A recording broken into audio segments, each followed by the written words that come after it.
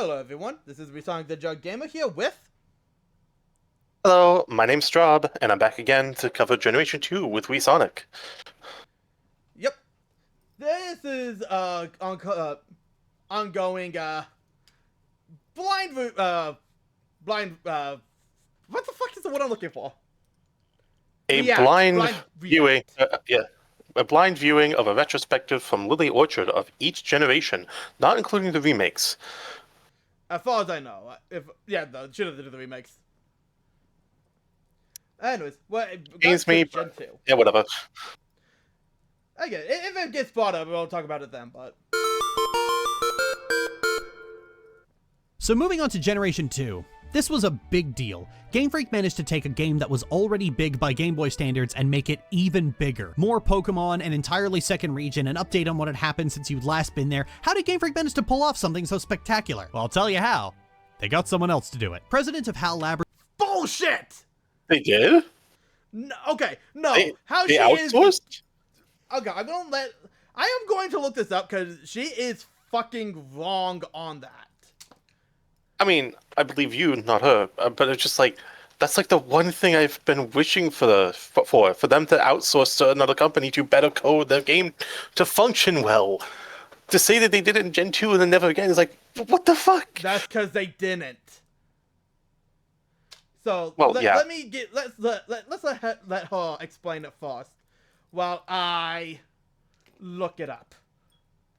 Satoru Iwata came in and fixed their Frankenstein's monster of code. Code that was so bad Nintendo's entire team of programmers couldn't decipher it, let alone fix it. But thankfully, someone competent was in the office, and so we got to experience the best pair of Game Boy games to ever exist. Or are they? Let's dive right in. Right from the start, the forced... Okay, so Satoru Iwata personally did help work on the game. However, it's not like, oh yeah, they just threw the game at him and he went in and fixed everything. No, what he worked on was the Kanto region, because he thought it would be cool to have the Kanto region. And, You're saying he claimed dibs?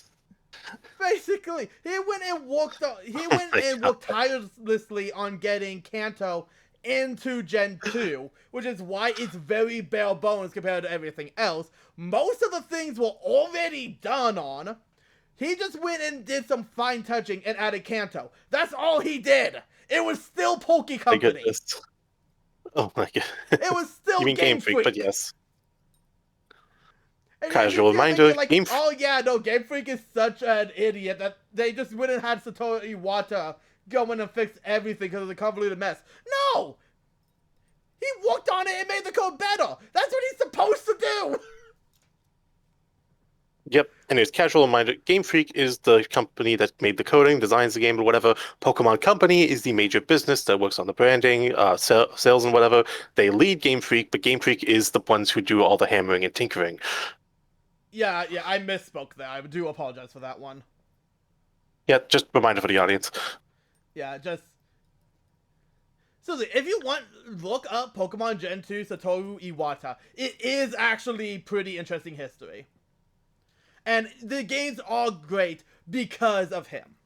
I will not deny that part. But how it is presented is disingenuous and incorrect. Yeah. High hopes. Hi-ho! Tutorials are slowly creeping their ways in, because when you tell your mother you already know what the Pokegear is, she just explains it to you anyway, but in a way that suggests she's asking you to show her how to use it. She's sneaky, that mother of mine. Anyway, I chose Chikorita, because it's correct. Bulky No. What do you mean by correct? If you mean by best to go through the story with, incorrect. Oh, you're not even going to elaborate because you have no defense? Yeah. Do we talk about Chikorita at this point, or do we hold off? Let's hold off, because I feel like she's going to bring it up down the line. Alright. But no, there is a reason that we're saying Chikorita. If you want an easy time through Johto, do not pick Chikorita. Pokemon do really well in these early games, and Chikorita gets early access to Reflect and Synthesis, two very potent moves. Reflect especially because 3 out of 5 grass weaknesses are physical, and so Reflect neutralizes their damage. Couple that with Meganium's naturally high defensive stats, and you have a good all-rounder Pokemon. The introduction for Generation 2 is a lot longer than Generation... Okay, what about if you get hit by fire? I know not a fire type Good Jovial, but still. Yeah, a good all-rounder who has to set up a turn to be viable, and their special and physical attack are both at 80, which is very under par in terms of power. So, It's average. well, That's the thing, it's average. yeah, it's average. It's average. It's not really solid for an all-rounder unless you really like taking your time with a fight, which you normally could with a grass stall plan, but guess who doesn't have a grass stall very much at all? Meganium. Does Meganium even get Leech Seed? Maybe. If it gets don't. Leech Seed, Let me. then yeah, that does help with the viability of it, but Let even me still. see. Well, you keep talking. I'll look it up. But yeah, no, just with the two gems, the first one being Flying and the second one being Bug, that is very early on. You're not going to get Reflect by that point, because you're not even going to have a fully evolved starter yet. And it just, it's not. Meganium, if you love Meganium and you want to go through Johto with Meganium, that is perfectly fine. We're not saying don't do it. We're just saying, we're talking about in terms of, like, objectiveness, what is the easiest Pokemon to go through Johto with.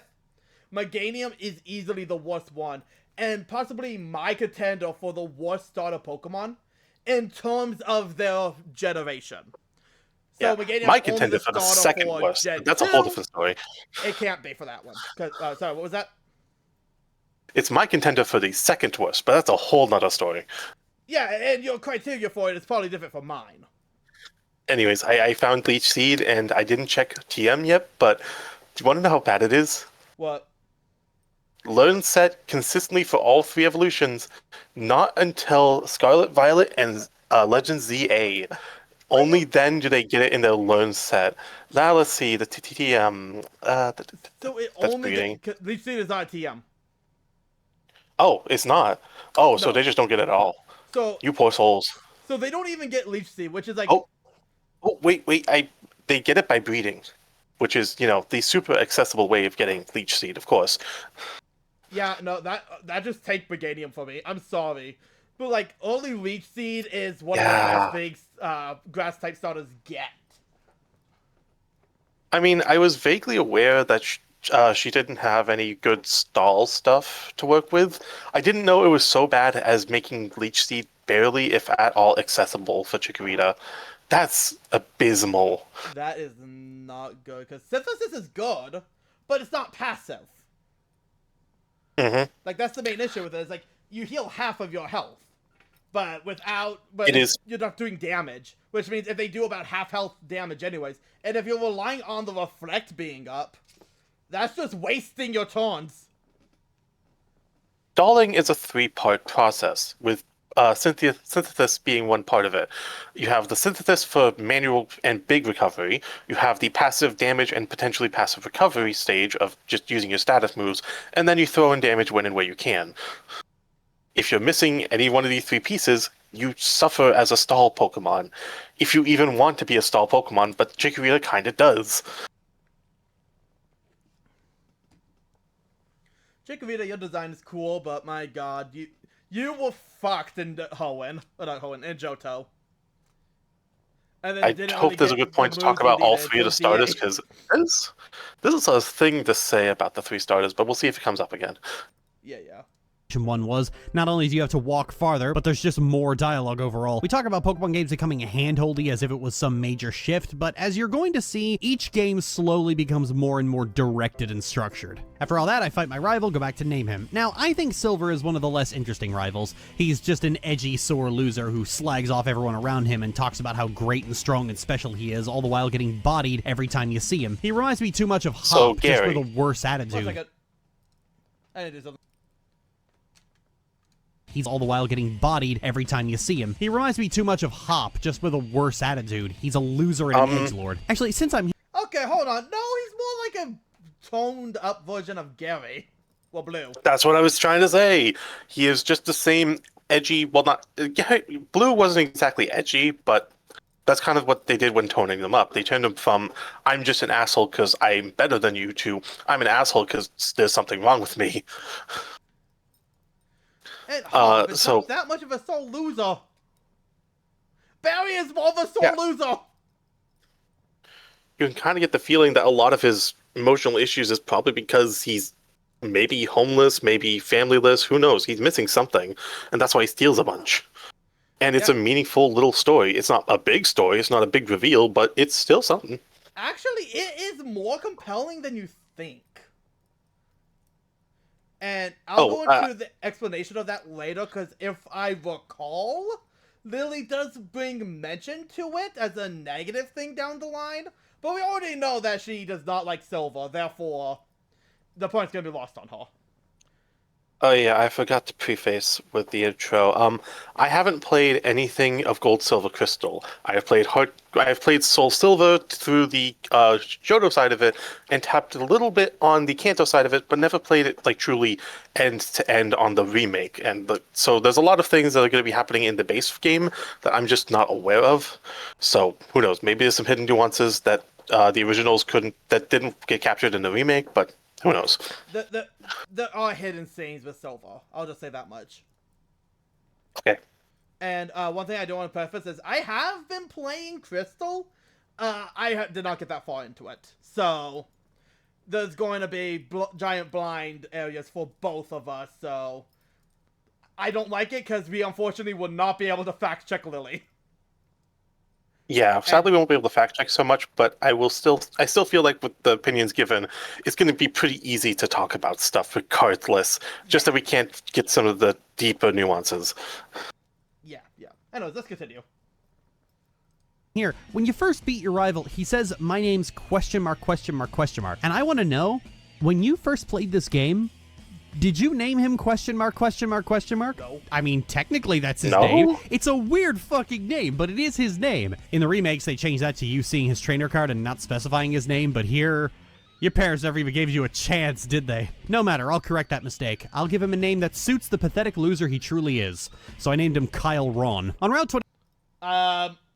What? Why is it two names in one? Is that supposed to be a joke on Kylo Ren? That's a pretty bad joke, that if suits so. the pathetic loser he truly is. So I named him Kyle Ron. Like, hold on, let me look up Kylo Man, Ron it real could quick. be. I look up Kylo Ron and I just get Kylo Ren. Yeah. I am not even joking. What the fuck is going on here? Honestly, what annoys me is just yet another person who is like, I think I'm smart because I hate edginess. The thing is I don't necessarily hate edginess. Like Silver's story is kind of compelling in a way. Once you actually find all the different pieces of it, at least. Because Fair enough. we can't go into detail yet. We can't go into detail yet. And I'm blanking on it, honestly. If we don't get there, I'll tell you in DMs. Okay. On Route 29, I snagged a Caterpie, which would also become a front runner of my team, like the last time, and in fact, I set the challenge for myself that I was going to beat Whitney with only a Butterfree. I also snagged a Geodude because I feel like having a rocky girl on my team. I never used Geodude before, this might be fun. The first thing I did in Violet City was head right to Sprout Tower. It's the first major dungeon, and honestly, anything that goes boom is fun. Oh, I just think, okay, first off, ground rock type is pretty solid. You have to account for the weaknesses, but once you do, very solid physical tank. I just like that he has hands. I don't know, it's something about them just is really cool to me. I will say this. My issue with Geodude is the fact that it's a ground rock type, which makes it super susceptible to grass and water. Essentially, just pour water on a Geodude and it's gonna die. Well, yeah, that's the thing. You account for such a weakness. It's something you will have to be on top of, but once you are rewarded with a pretty solid physical tank. It's a really interesting challenge that forces you to think more.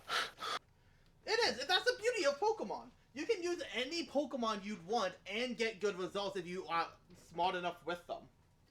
It's just the fact that, yeah, I don't like Geodude enough to handle that type of situation. At least not right now. I'm honestly might do a Geodude run down the line. But not right now. I already have my team somewhat figured out for Night Crystal playthrough. And yeah. So another time. Yeah. It's actually a pretty good one. Like with Rock Tunnel, it's a fixed linear path to your destination with plenty of trainers and wild Pokemon, so it's an endurance test rather than a puzzle dungeon. But hold on, wait, but it's in a city, therefore you can go back and heal. Oh no! It's the Pokemon Mansion all over again. Why was that not cool, but this is? Because consistency, thy name is not Orchard. like the Rocket Hideout in Silphco, it's located in a city, which means you can always double back to the Pokemon Center. This is something they keep we just doing. didn't have the patience. You know what? Fair enough, Lily. That's on me. They would stop. Actually, compared to Sprout Tower, Violet's Gym is kind of a pushover. I mean, most of my Pokemon were injured and fainted, but I didn't lose. Chikorita and Metapod handled most of them until Geodude came out to finish off Pidgeotto. First badge acquired. Okay, my It's impressive that you handled it with Metapod. Sorry. One, I feel like... Okay, actually, no. That Geodude is oddly damaged. Hold on, wait a minute. It should resist everything that Falconer can do. And it might have a Like, compared to move. Sprout Tower, Violet's Gym is kind of a pushover. I mean, need most to of my see if Pokemon it were does injured yet, and fainted, but I didn't lose. Chikorita and Metapod handled most of them until Geodude came out to finish off Pidgeotto. First badge acquired. Okay, no, so it only had tackle, but still. Yeah, thought so. But That yeah. Geodude was resisting everything. Yeah, she could be over-relying on it through the trainer battles. I don't know. And Metapod evolved. And now I have a murder bug. Who I will feed the souls of my victims. Heading out to Union Cave, Butterfree's bloodlust proved unquenchable as she slaughtered every last Pokemon and trainer who got in my way. Geodude, on the other hand, she wasn't having as good of a time, but I needed to level her up because the next gym was a bug gym, and bugs don't like rocks. I would know, I tested this theory very thoroughly as a child. This is where the Psychotic, self-joke, I guess. Psychotic, I don't know what to say for that one. Just admittance Railroading to being a psychic. It's like, now I'm doing it. Admittance to being psychotic. Yippee. and bugs don't like rocks. I would know, I tested this theory very thoroughly as a child. This is where the railroading gets a little ridiculous. The process for Azalea Town is talk to Kurt, clear out the well, beat the gym, do the Farfetch quest, then move on. And they really want you to do it in that order. They not only put a rocket grunt blocking the way to the gym, but also the well until you talk to Kurt, who knocks him in and falls in himself. But Kurt's broken his hip and therefore can't help. It's almost like diving headfirst into a well isn't a smart decision, but that's just my opinion. And so I have to clear it out instead. The rocket grunts use mostly poison types, so Butterfree and Geodude got this. The rocket fights in Gen 2 are actually the least interesting part of the game. There's one stretch later that goes on for far too long where it's nothing but rocket fights over and over again, but this part right here is just a taste of how dreary it is. Team Rocket was interesting when it had Giovanni, but seeing them sort of beaten down and looking for their leader is just odd. Almost like it's storytelling! Yeah, no, they're supposed to be searching for their leader, and that's like a meaningful bit of story. How is that bad? Because you don't like that they're not super powerful mafia gangsters anymore? Hell, and even then, you mostly fight those types of Pokemon, because I actually did get past this part in Crystal. And yeah, they use mostly Zubats. Almost like that's the Pokemon they've always caught and always used since Gen 1. Yep, it is Team Grunt tradition to use the easily catchable Pokemon, even if they're weak and low level, because these guys don't know how to catch better Pokemon or train their Pokemon better. They're losers. They're noobs. Mm-hmm. Rocket was a criminal organization. They were exploiting Pokemon for money. If the group fell apart, just join another one. Why are you sticking around looking for Giovanni like he's your dad? See, part of what... That's Wait, how hold things go. Go on. Sorry, I'm eating an Oreo. They weren't even there to look for Giovanni. They were there to make money by selling Slowpoke tails. That's why they stole all the Slowpokes in town. So she's homogenizing the actual story, because at the moment they are definitely just trying to make money and doing business as usual, but some points they are in fact trying to look for their leader. It's almost like they're a giant organization that can do multiple things at once. Also, what they're doing is true of basically any organized group thing. The moment you lose your leader, but not to anything that would permanently make them removed, chances are you're going to prioritize regaining that order rather than trying to make a new one or shuffle into a similar-ish enough, maybe halfway, other group or team. Hell, it's like seriously, it's like, yeah, Giovanni fell and went into hiding, and most of Team Rocket did as well. But they're still criminals. They're still bad people at heart. They want to regain that glory because it was their shot at the easy life. And yeah, no, seriously, before the tunnel that gets you to the town with the Slowpokes, you'll find a guy that's selling Slowpoke tail for 1 million yen! Yeah, Like, no, true. The whole point of this one was to cut off the Slowpoke tails and sell them because they are a fucking delicacy. This is a scheme! This is a scheme going on here that you stopped. They were looking for Giovanni. Lily, can you please be media literate for like 5 seconds? Just don't homogenize the story. We haven't even gotten to the Giovanni part. We technically don't know he exists. Oh, yeah. Because don't forget, it's a new channel every time, so technically we're not supposed to know about Giovanni yet. Mm-hmm. What made Team Rocket fun was that they were a very real villain, but also so pathetic they could be undone by a small child. At the end of the game, Giovanni just breaks down and quits because he knows he'll never recover from the humiliation of being beaten by a little girl 3 times with a frog and a butterfly. Ooh, I have all these cool masculine Pokemon and chirp chirp, motherfucker. But here, You can't actually be a girl in Gen 1. Yeah, but that's just an oversight. I'd give that to her. Fair enough, yeah. I was just being technical. I know, but there's a point where it gets like, does that really matter? You're nitpicking so much that's like, think about it. Fire Red Leaf Green, that was a thing. Yeah, fair enough. they just want Crime Daddy back, and I almost feel bad about kicking them when they're down. Bugsy, on the other hand, can fuck right off. Okay, so both Azalea Town and Goldenrod City have leaders whose main... Wait, hold the I feel bad that I'm kicking these people who are harvesting Slowpoke tails to sell for, like, millions of yen.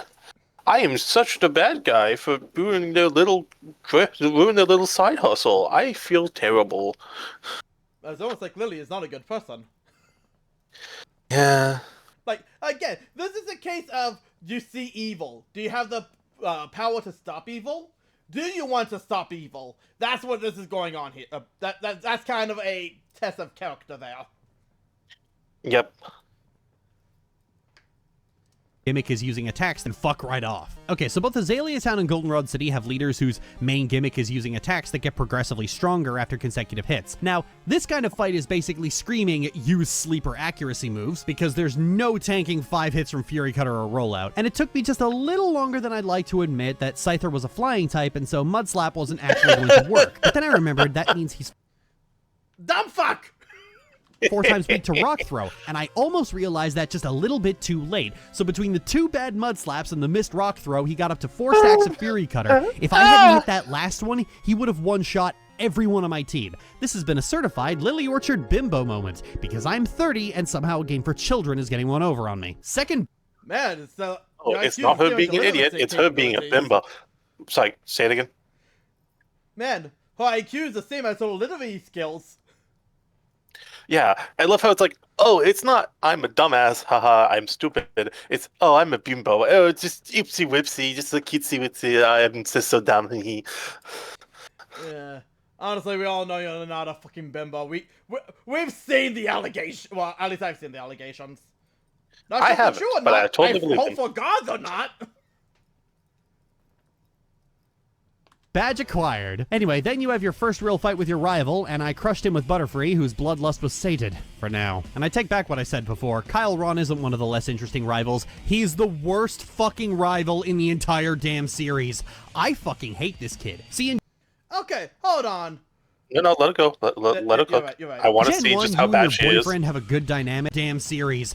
I fucking hate this kid. See, in Gen 1, you and your boyfriend have a good dynamic. You playfully slag each other off, but there's affection and competitive spirit there.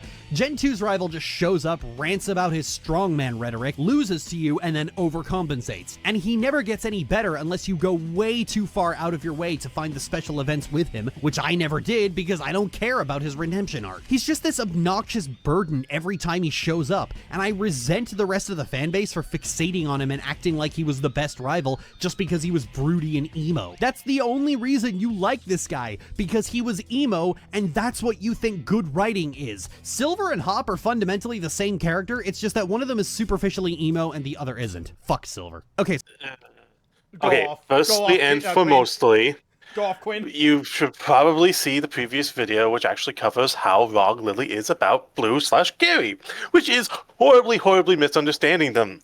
Blue was basically this, but again, toned down and not written as edgily. Silver is the follow-through of this mentality, brought to a higher extreme because they couldn't just do the exact same thing, per se. He's not great, but again, is trying to present an interesting narrative that some people only want to be strong. Some people only want to win. This isn't a good mentality. But it's a mentality that you can get stuck in, especially if in, say, Pokemon World, it's all about battling each other and battling gym leaders and becoming the Pokemon champion. There's kind of an incentive to win a bunch.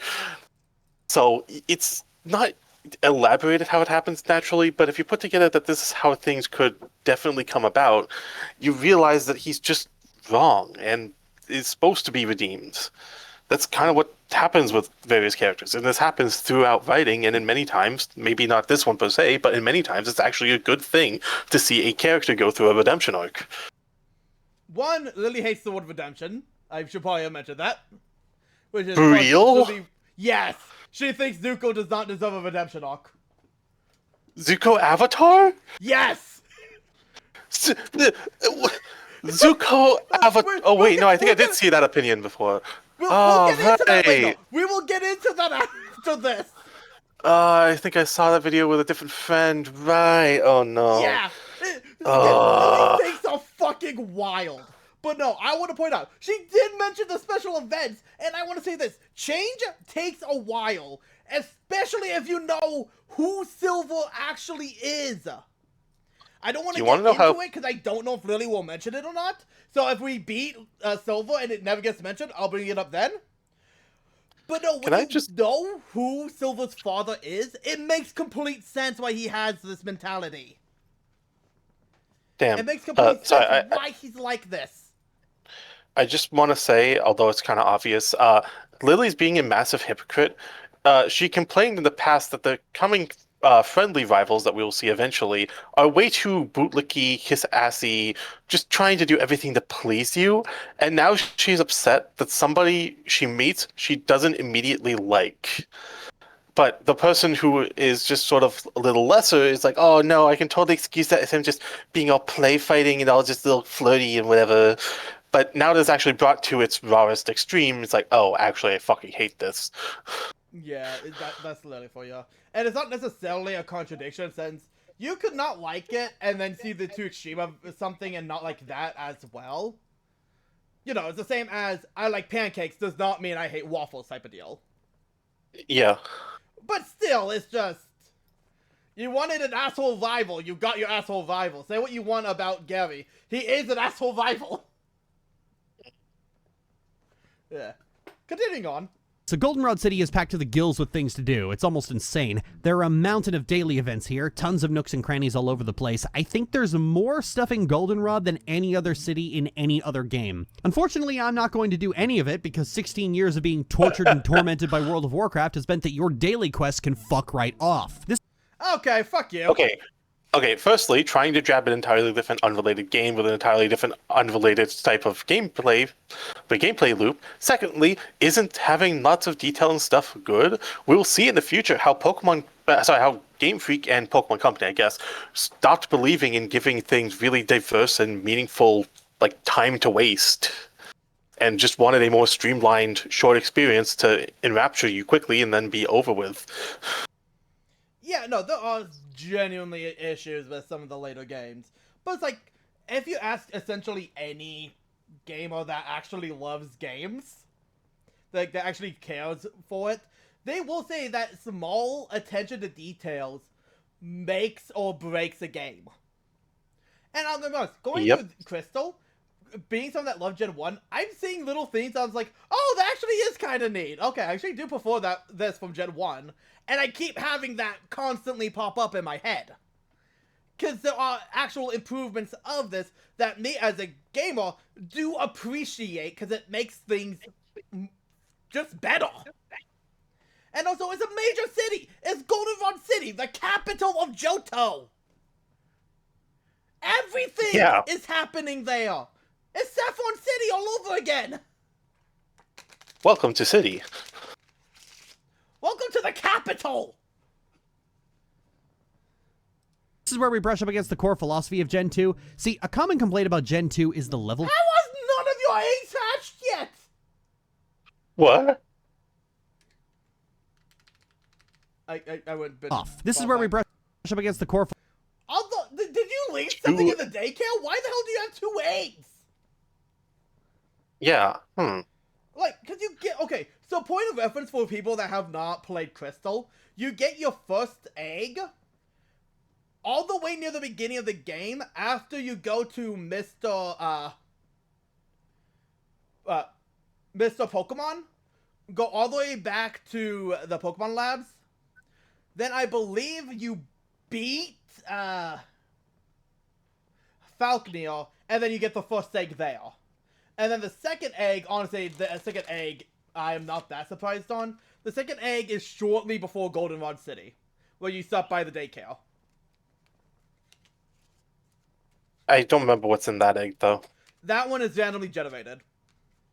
Oh, okay. Cool. But yeah, no, so, yeah, it's randomly generated with one of the baby Pokemon. That was added for the yeah, I figured. But yeah, no. So it's like, why do you have 2 eggs? One I'd understand, but why both?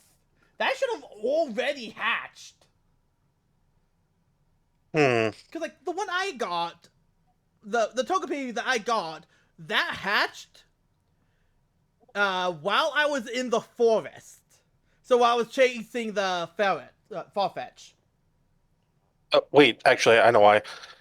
She's allergic to story and doesn't want to walk around a bunch, and literally said she doesn't want to walk all the way around Goldenrod, so she's probably rushing through all of this as fast as possible. Probably. Just as someone that loves to explore, I'm just surprised on that one, because again, my egg hatched before this point, and you're already at the gym. What the fuck? Okay.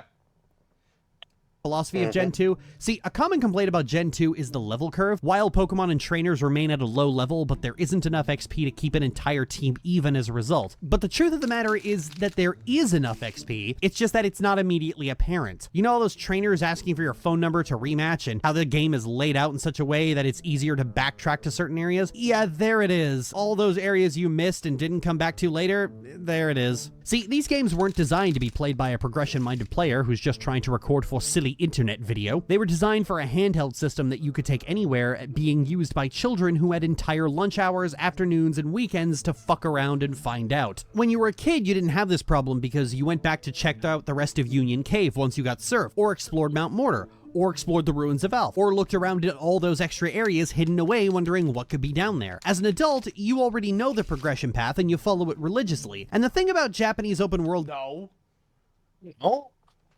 You do what you want to do. It's your choice to do what you want to do, by the way. The only reason why I got to that far, even though I started Crystal like last week, is because I had to keep stopping to do other stuff. Like, I am more busy than a kid, I'll admit that much, but still, though, it's like, no, I do it at my own pace. I have what Pokemon I want to have. I have a full team at the moment, and yet only using 3 of them, because those are the 3 that I'm keeping around. I still have other Pokemon to use as sacrificial place. That and Pokedex progression. I'm still working on the Pokedex.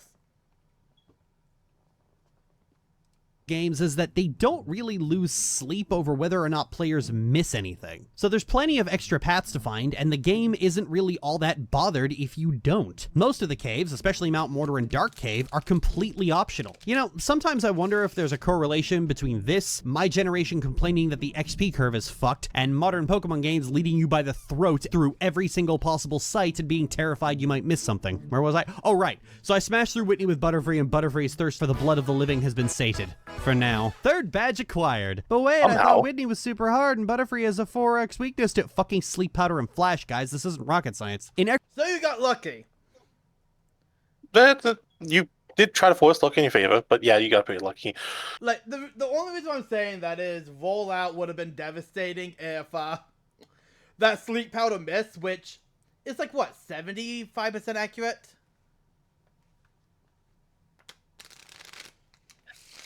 Yeah.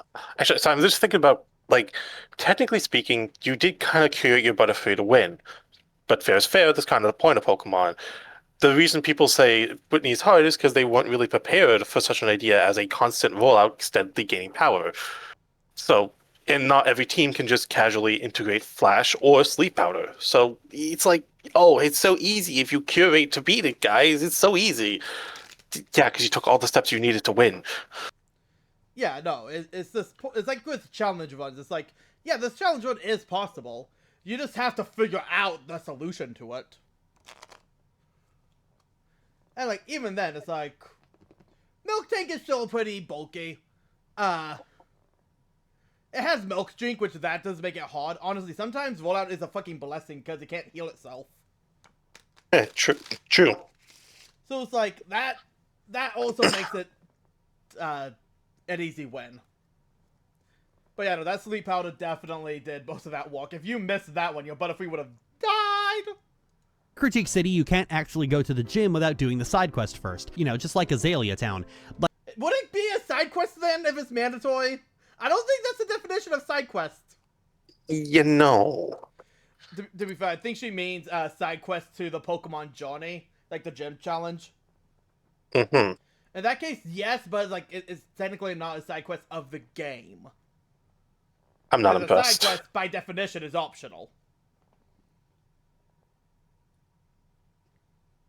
like, fucking half the gyms in this game have some side quest you have to do before you get the badge. Good lord. The side quest this time is to go through the burn tower where I found Kyle Ron, who is looking for a legendary Pokemon, but decides to take it out on you when he can't find one. Dude, come on, take a chill pill. Anyway, of course you crush him because he's a wuss, and then you fall down a pit. Worse even, he mocks you for it, but the Pokemon he was looking for was right down here. Kyle, quit being a little bitch! Your dogs are down here! Anyway, now that the dogs are gone, the gym leader will finally go back to his post and do his fucking job like he was supposed to. Great concept, huh? Anyway, I opened battle with Togepi. That was a false start. I switched to Butterfree and mowed through his first few Pokemon because some world-class intellect at Game Freak decided to make most of the ghost types weak to Psychic, and most of them have the move that cuts their health in half at the start anyway. Good job, Morty. It's even better because you don't take damage from Curse on the turn you knock the opponent out, so I got 2 free nukes on them without taking a scratch. And Curse is a volatile status effect, which means it's removed if you switch out. It sure would suck if I switched out into a normal type who was immune to Shadow Ball, wouldn't it? Fucking ghost types, I swear. Gengar's Okay, no, that's an unfair misjudgment of ghost types. By the way, in competitive, ghost types are one of the most notable types in the game. And to be fair, Shadow Ball is kind of shit until Gen 4.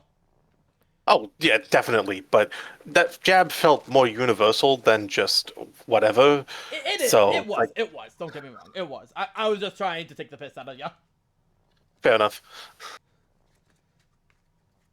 But no, it's like, yeah, ghost types are... They were definitely weak. They were still weak in Gen 2. They didn't really get going until Gen 3, especially Gen 4, when half of their moves worked proper. Because they curated half of the ghost types to be special, when ghost is a physical! For reasons truly unknown. For reasons truly unknown, with how prevalent special was for ghost types, I generally thought ghost was just physical, not physical, was special. No, it's physical. Like, Ghost didn't get good until Gen 4, because they fixed the coding for it. Yeah, Game Freak did not know what they were doing. It's more of Pokemon is a complicated game. Yeah, Pokemon's a complicated game. strategy is to use Hypnosis and then Dream Eater. He will always use Dream Eater if the opponent is asleep, meaning you can switch out to a Pokemon that isn't to make it fail. And with Hypnosis having a less than perfect accuracy, you can effectively dance into a miss as much as you like. This actually makes Gengar something of a pushover. An even better approach is to use a normal type that's paralyzed, meaning they can't be put to sleep and can't be damaged by any other move, making Gengar a sitting duck. This is what I love about Gen 2. You can just bend the game over your knee and beat it until it cries. 4th badge acquired. Coming into Olivine, we have I'd argue you could do that with any another of fuck. I don't know enough to say if you could do something as crazy as this with any of them, and also this is because of major oversights on Game Freak's end. Not blaming them this time, it's just like, how could they predict this really specific setup? But it's like, yeah, wow, you made a really specific puzzle-solving setup. Some people love this game for how puzzle-solving it is. Not to mention, it's also the fact that not every Nuzlocks. There's going to be Nuzlocke rules that would probably prevent that from even happening. Yeah. Because most people like to play with no set rotation, so they can't just switch out when the opponent's Pokemon faints. Though probably would have someone like, okay, yeah, no, if I set out a Pokemon, I can't change that back. And also, that only works if you have a normal type on your team, which you may not. I mean, the game does throw Togepi at you, but I digress. It does, but that does not necessarily mean you're going to use it. I was going to use it, then I realized how shit it was in Gen 2. True. You did show me that, yeah. Not a good Pokemon in this game in Gen 2, which genuinely made me sad. I was looking so forward to using it, and then I looked it up. Ba, bum, ba, bow. I am so disappointed. Game Freak doesn't know what they're doing. Quest. Jasmine, it's Olivine. We have another fucking side quest. Jasmine is up at the lighthouse taking care of a sick Ampharos, and I need to go across the ocean to get the medicine because apparently Olivine City doesn't have a single runner or ferry going to an island-locked town just 10 minutes across the sea, despite the fact that it's Johto's main harbor with a ship going to fucking Kanto. Fine, whatever. Sail across the ocean, pick up your damn medicine. I might as well get the badge while I'm... Oh, stupid me. You need strength in this gym, and I didn't get it. This is what I mean. The HMs are all just lying in random places in cities, except for Waterfall, which you just find randomly in Ice Path. They really wanted you to explore. You get to a new town, and they're like, crawl over every single building. And you know what? I didn't. And now I have to do the fucking walk of shame all the way back to Olivine. Whatever, I got it, now we're back properly this time. Dissolved! You fucking dissolved the walk of shame! Fuck you! Like, you're being a hypocrite. Oh, wow, I love Generation 1 because they don't handhold you in any way, and you have to discover things yourself and get a really personalized adventure. Gen 2, I hate that they have to telling you have to explore around and play things your own way and slowly do things out instead of handholding you and casually dispersing things to you and whatever. I hate it when I have to go out of my way to play the game that I'm deciding to play today. I hate that I have to walk around an entire city and talk to people that may hand me things of use. Why would I want to do that? I hate people. I like being antisocial. I want to... Anyways. Also, hating on the side quests that you have to do is just kind of hating on JRPGs in general. That's like... There's very few that ever avoid that. I'm going to say, this is what they did because, remember... Okay, so let me go and quickly go through Gen 1 gens real quick. Brock, you fight a trainer, get to Brock, you win. Gen 2, you can skip a trainer, fight another trainer, and then you fight Misty. There's no puzzles between those two. Surge, you have 3 people you can fight, a bunch of trash cans, and you have to find 2 buttons right next to each other to open the door to fight Lieutenant Surge. So you only have 1 puzzle. Erica, have Cut. Which you need Cut to get there anyways, so I'm not even counting that as a puzzle. Let's see. Then after Erica is, Koga, which is, it's a puzzle, it's invisible walls. Then you have the teleporter maze. Then you have Blaine's quiz. And then you have the fucking move panels. So yeah, out of all 8 gyms in Gen 1, only 5 of them really have a puzzle to them.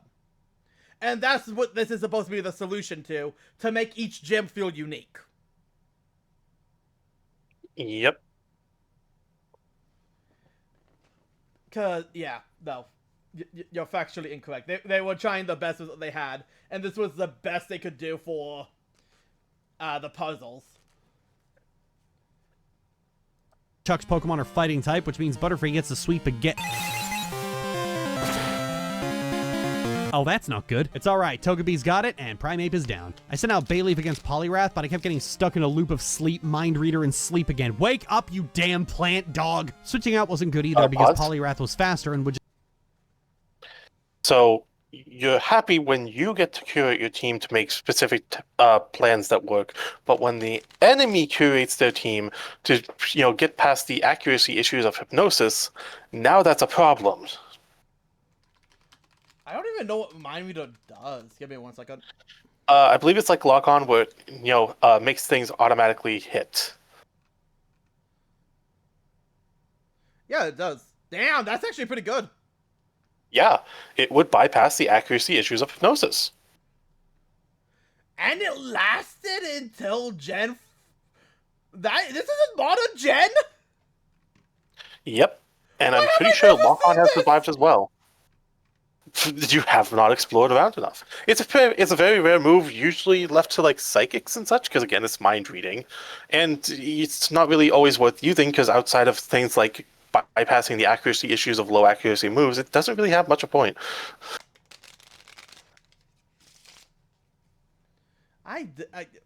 Okay, that's very interesting. I learned something new. Yeah. Pokemon. Just keep doing the loop of Mind Reader and Hypnosis. In better games, you can loop AI to your advantage. Here, it just fucks you over, and he keeps using Hypnosis. Whatever, I decided to take the coward's way out, and that was to keep healing until he ran out of power points. By some miracle, bringing out Bayleaf again got him to miss twice with Hypnosis. Nice! But then he hit me with the third one. Aww. But eventually, I won the stalling war because Bayleaf is bulky as shit, and definitely not because I had him hooked up to an IV full of potions. 5th badge acquired. Impact So I got the medicine. Okay, so you're telling me it was a hard fight. Oh wow, that's like a good thing for most normal reviewers, but here you're treating it like it's absolutely abysmal. Oh my god, it's so good. Amphi and convince Jasmine to do her job, and so we're right back into another gym battle. This is where the game falls apart a bit. You see, once you finish Ecruteak City, you have the choice of where to go next. You can do the Olivine, Cianwood, and Mahogany Town storylines and their respective gyms in any order you want, but you have to do all of them. Because you can do them in any order, they're all relatively the same power-wise. This is that infamous level curve people talk about, because once you reach this point, progression just sort of stops. Wild Pokemon remain around level 15, trainers have around level 20, and the gym leaders have Pokemon in their 30s for 3 gyms until you have 7 badges. Outside of Red, very few battles in this game feature Pokemon higher than level 50. As I mentioned earlier, most of the XP is found in the daily and weekly events and the trainer rematches, but the entire system is extremely inelegant, and it means you have to wait until the next day to actually do anything. This means you don't have to do much grinding for a full team, but it also means that if you're not doing those daily events, you're going to fall behind very quickly because wild Pokemon just flat out aren't very high level. And if you're only using your starter for everything, you're going to be criminally over leveled. With all 3 gyms all having the same level range, that gulf is only going to get bigger and bigger. You're either overpowered, stuck grinding, or stuck waiting. All of this is only compounded by the availability of Pokemon. More than half the Johto dex isn't available outside of the post-game, either being locked to Kanto, items you get from Kanto, or areas you can't access until you've cleared Kanto. I know Tamahiro recently put out a video defending this decision as it made some Pokemon rare and desirable through their scarcity, but here's a big problem with that. Johto's actually good Pokemon not being available until well into the post-game turns them into trophies rather than actual Pokemon. Once you get a Misdreavus, there is nothing left to do. Once you get a Houndour, you're 95% of the way through the post-game with only Red in your way. Same with Larvitar. So many actually good Pokemon stuck in a part of the game where once you get them, there is nothing left to actually do with them other than erase them by starting a new game. This might sound fine for trophy hunters out there, but if you're someone for whom, say, Houndoom is your favorite Pokemon, this is actually garbage design. Sure, it might make Houndoom more special and exclusive and give it more value to make it so rare, but is that fun? No, it's not. And value can fuck off if it makes the game less fun. This is why only pathetic sacks of shit think shiny Pokemon have any actual value. They're such a pain in the ass to get that most people just won't bother, and not bothering is the smart decision. Value is entirely subjective, and while you might need scarcity to make Tyranitar more valuable, people for whom Tyranitar is their favorite Pokemon aren't so capitalist in mindset, and artificially depriving them of their favorite Pokemon is actually the worst decision a Pokemon game could ever make. I know I would hate it if a Pokemon game withheld Gardevoir from me until the post-game, and several of them have done just that. When you have a game series like this where the actual value of individual Pokemon is so subjective, artificially withholding many of those Pokemon is just punishing the people who dared to actually like them. Just for comparison, there is a series of ROM hacks made by... Okay, I'm gonna cut it here because she's going. Yeah, it's going way too long, and I have to say, firstly and foremostly, I do agree with some of this. Game Freak didn't know what they were doing at all. That's going to be a major mantra I'm going to keep saying. Game Freak doesn't know what they're doing.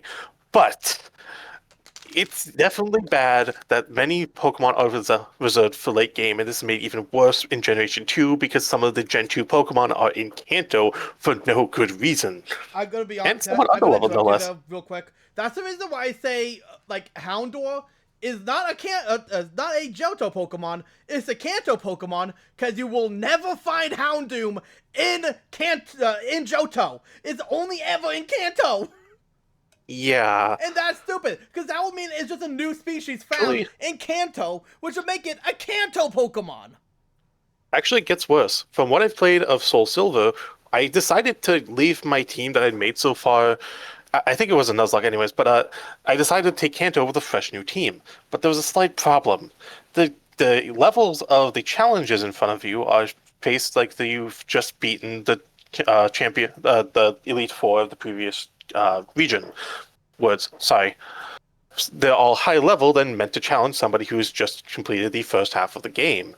But the Pokemon there, the wild ones, are not. A lot of them are pretty... They were like in the teens, if I'm remembering correctly. I'm not kidding.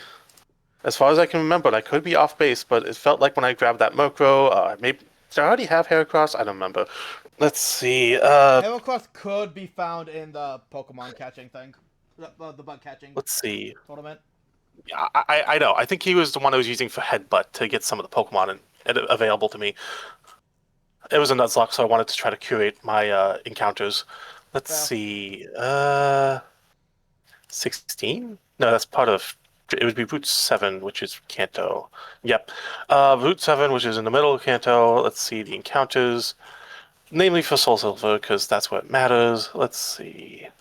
That's what matters. Yep. That's what I'm playing. In Generation 4, levels are like highest 19, lowest 15 for a lot of these encounters, including the headbutt trees. Over in Crystal, same deal. In the teens. That is, oh my god, holy shit. So it gets worse. Not only can you only access these at the latest part of the game, but now you have to spend a bunch of extra time grinding the level just to use them in a team to handle the... Excuse me, burp. They handle the Kanto gyms and eventual championship. Yeah, no, it is poorly designed, and I don't have any magical defense to get around that. It is just the time where Game Freak was not putting their head on straight. I wish I could defend it. The only thing I could think of to defend it is like, well, these were what the levels were back then, so it would make sense for it to still be the same.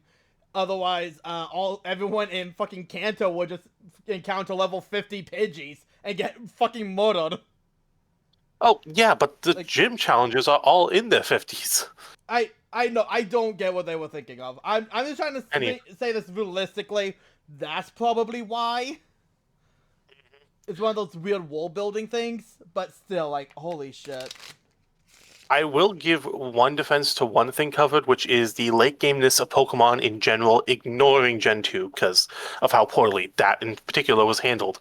For most of them, yes, it sucks that a lot of these are late game, but they're designed to be Pokemon that are almost too powerful by comparison, and they're usually thinking about more than just in-game. They're thinking about post-game and competitive, where you may take these Pokemon and then go battle your friends online with them, rather than use them as part of the story. It's not stellar. It does suck that there's a bunch of Pokemon that are literally just locked to the end game only, but you're supposed to enjoy this as more than a linear story experience. You're supposed to be trying to branch out and try new things. It's not easy for everyone. I know I struggle with it, but it's just the Pokemon game expands more than what I think of it or how I play it. By the way, she fucking called me out with the Houndour. Because I've grown to appreciate Houndour. I actually do like Houndoom. Yeah, I just have a question of what is going on in the full image that they shown, because like that's a very happy-looking Houndoom, and knowing Lily Orchard, I am a bit concerned. That is a sprite from Pokemon Mystery Dungeon. Oh, okay, my bad. Like, I don't remember where the fuck that was. But no, that with how it was designed. Several of them have done just that. When you have a game series like this, until the post a Pokemon game could ever make, I know I would private room type going listen back. to get that excitement. And value can fuck off if it makes the game less fun. This is why only special and exclusive. There it is. Never mind. I thought it was. It's not. Yeah, what's got you so happy, Houndoom? You're looking downright, I don't even know what word I want to try to use. Hold on. I don't know what's on his head. I'm going to have to if it was anyone else besides Lily, I would not fucking bother. But it's Lily. If it were anybody but Lily, I would say, oh, it's a happy puppy. It's Lily. What are they happy about? Let's say. Hunt. Oh no. How bad is it? Oh no. It's from her Madhouse fanfic. Oh no. I haven't looked fully into that. And Moving but- on, moving on! And seeded in manga. Yeah, Several of them have moving done on. just that. When you have a game series like this where the actual value of individual Pokemon is so subjective, artificially withholding many of those Pokemon is just punishing the people who dare to actually like them. Just for comparison, there is a series of ROM hacks made by Drayano that increase the difficulty of the Pokemon games, but also make every Pokemon available. And just looking at a single route, there's such a huge variety of Pokemon in each area. Look at how many I'm gonna say this is not necessarily a good thing. Yep, I'm just reminded of X and Y, and oh, fucking Lord, X and Y. Except, why? Yeah, 'cause the problem is, and this is the reason why the Pokedex was ultimately cut. It was going to happen. Let's be honest. I would say no, but I'm me. We'll get to it later. It was going to happen. But anyways, the reason for it is because look at all these Pokemon. Ladybug, Tailo, Lotad, Seedot, Caterpie, Weedle, Kricketot, Circuit, Valts. You're never gonna find a fucking Valts or Circuit with all of these other Pokemon here. And that's just the morning. Then you go and add the the daytime, which is mostly the same, but hey, now you can find Tailo less often. And Yeah, you can now find Kakunas. Yeah, the major issue is that, like, if I was doing a Nuzlocke, it's better when you have a super curated list, because then you can really control who you get better. Here, it's a massive gamble between who I really want and a bunch of, like, even more nobodies. It's not the worst, and it's not like it's terrible, but it's just a sort of bad taste in my mouth that I can't put to words. And, the problem is, because each and every one of this that you're seeing right here takes up storage. And this isn't a computer game. This is a cartridge game, which I feel like people do forget. It is not a computer that could have hundreds of gigabytes. It has to be put on a card, and back then, the cards weren't all that big. And that's not going to the fact that you also still have all of the other, with all of these Pokemon also has their own data that gets associated with it, and also balancing reasons, you also have to make sure that you don't put a Pokemon that's too strong before everything else, because, like, imagine for once if, out of this list, you could find a Larvitar. It'd be fun. Everyone's gonna be grabbing a terrible. Larvitar to turn into Tyranitar. Because Tyranitar is super strong. Mm-hmm. It would take a long time, but even then, Larvitar is still a fairly decent Pokemon. It's not terrible. It's basically a pseudo without the stats. We could argue whether or not it's good to actually limit Pokemon to late game or not, but at the end of the day, there's reasons to go for it. It's not entirely terrible. It's not. I'm just saying it's like, because I have to think of the... Oh wait, no, it is a pseudo legendary. Why did I think it wasn't for some reason? You're used to them being dragons. I know, but Tyranitar and Metagross are the two non-dragon pseudos that we have. I know, but most people are going to be used to them being dragons at this rate, so it's pretty easy to forget that no, there's some that aren't dragons. That's what, my mind must have just wiped Tyranitar out. I apologize. Such a shame too. He's a good Pokemon. He is. I do like Tyranitar. It's such a cool Pokemon. It's very powerful. It's been in the meta for a long time. Yeah. But yeah, no. So it's like that's also part of the issues that they just don't want to give strong Pokemon out right away. Like, look at all of these. All of these are weak early route Pokemon, except Routes. That's the only one that could realistically stay with the team for the entire adventure. Yep. Okay, can I share a Pokemon fun fact about which relates to Tyranitar? Well, Tyranitar's kind of an off-topic, but sure. Fun fact: Rock types gain a 1.5 special defense bonus while in Sandstorm. Its ability, standard ability, is Sandstream. Yep. This is probably why it rocks so hard, because it gets an automatic bonus to its special defense. So there's a reason why Tyranitar is so fucking good. Because of that, its stats is technically higher than 600. And again, its special defense is not a joke. 100, 110 defense, 134 attack, and 100 HP. My god, I love this Pokemon. It does not have a bad stat, except for speed. Which is intentional. Anyways. Yeah, sorry. We got massively off topic here.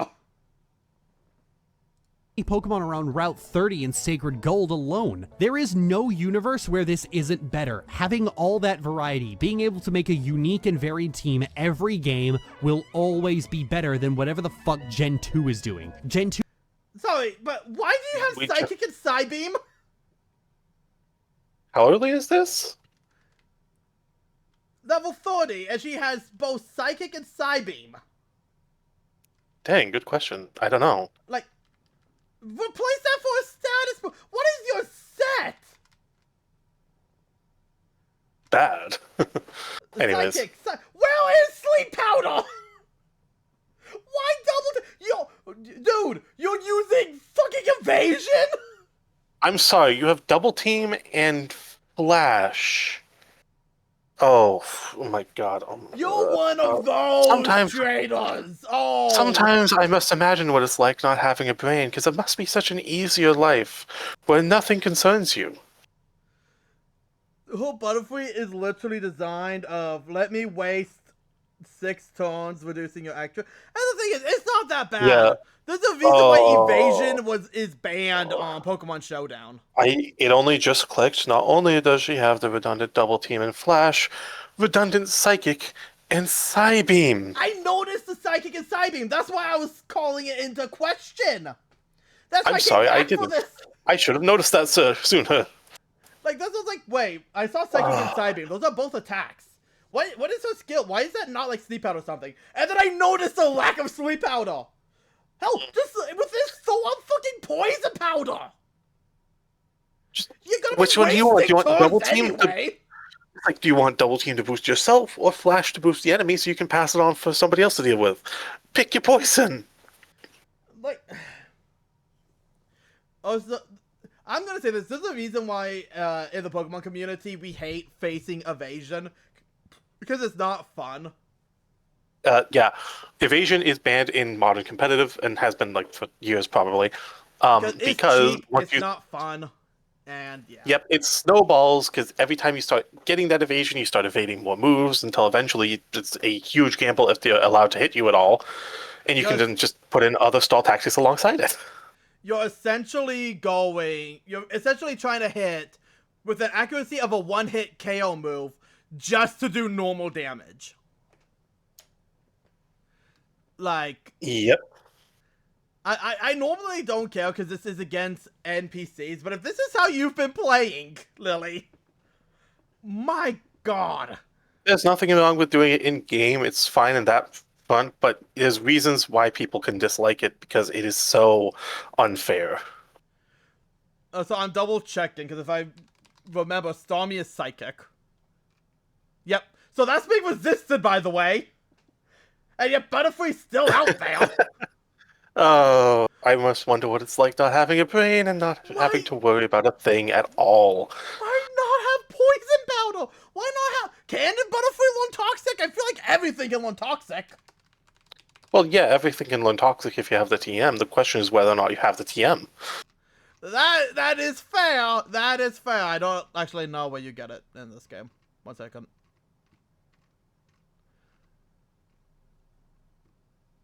Oh no, that's Butterfree, not toxic. Oh, I brain farted. I brain farted.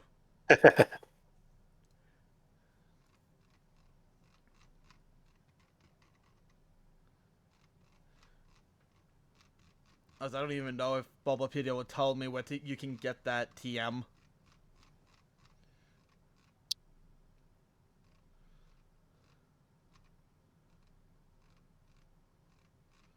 Probably not. Probably not. Yeah. It doesn't matter. Anyway. Point is, that should at least be poison powder. Point is, this is the dumbest Butterfree I've ever seen, and this is from somebody who's trying their damnedest to defend Butterfree. So, this is literally just the argument of, if you can't hit me, it's a good Pokemon. Varied team, every game will always be better than whatever the fuck Gen 2 is doing. Gen 2 is needlessly restrictive in this regard. You just get so few Pokemon to work with, and with how flat the level curve is, it just feels bad. So many times playing through this, I found myself wanting to add a Pokemon to my team, only to look it up and realize that I could only get it in Kanto, or with an item I get in Kanto. I wanted to get an Octillery because I've never used one before, but I can't because I needed a Super Rod to fish for one even though it's in Johto. Oh, and it's not even available in Crystal version at all. Yeah, okay, that one I can't even defend, but yeah, Oh, yeah, no. though, fucking, yeah, we have Pokemon that need Super Rod. This has always been the case. It's almost as if you should play through the whole game and then play it some more as the post game and make fun of it, make some fun adventures in your own way. It's not perfect, but it's not like worth going to war over. Honestly, something that I kind of want to do is beat Pokemon Crystal, select one Pokemon, breed it, and then try to trade that Pokemon over to a new copy, a fresh copy, and then have that be my quote-unquote starter, and then just box the one I get from the professor. Yeah, I want to do that with Keldeo, but I think that's going to require less than legal means. Yeah. Good luck with that one. But no, because it sucks, and I will admit to that one, but like, there's still technically nothing that's stopping you. Like, trading is an option. Anyway. And that's what I'm trying to establish. Just try to enjoy the game beyond the simple story experience.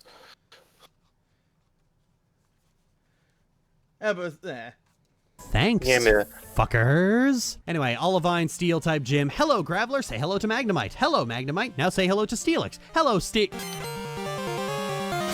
kind of hot. Oh, that's not I'm sorry, good. if you're playing Alright, at 2 Bailey's times got speed. this with Reflectant. Yeah.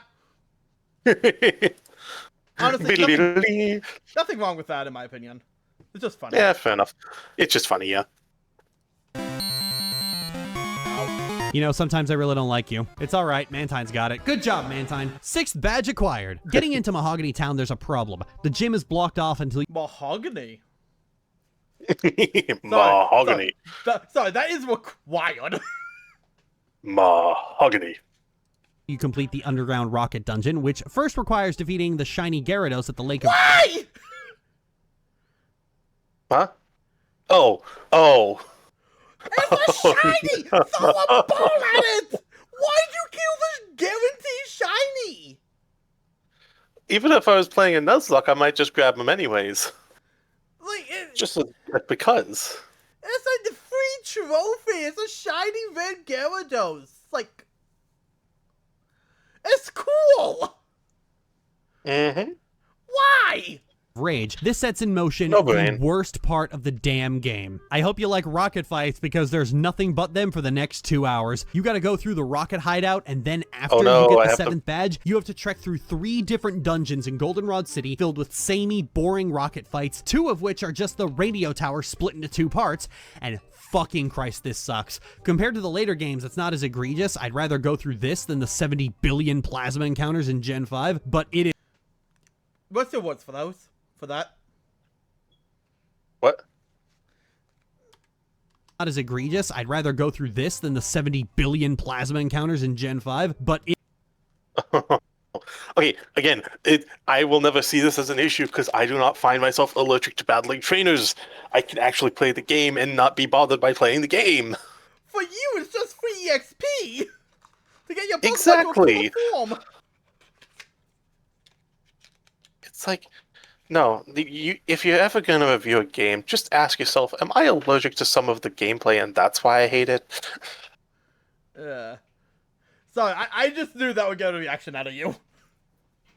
Yeah. Gen It 5 is my baby. clear Yep, that's literally the only reason I brought you along, and you decided, I'm gonna stay for the whole thing. It's fun. to see where Game Freak is picking up their bad habits. Cards on the table, some people like the more involved JRPG plots Pokemon has had since Gen 4. People gas up Cyrus and N as the best antagonists the series ever had, but I fucking hate these two. With reason. Pokemon storytelling hasn't gotten better over the years, it's just gotten wordier. It takes more text to do the same thing, and those bad habits start here. No. So Lance attacks a human being with a fully Stop. No. You can't just say Cyrus is the same as Giovanni when Cyrus literally summons two gods, and in the third game uses them to summon the ultimate Antichrist, and dies for it. I don't even think he meant to summon Garantina.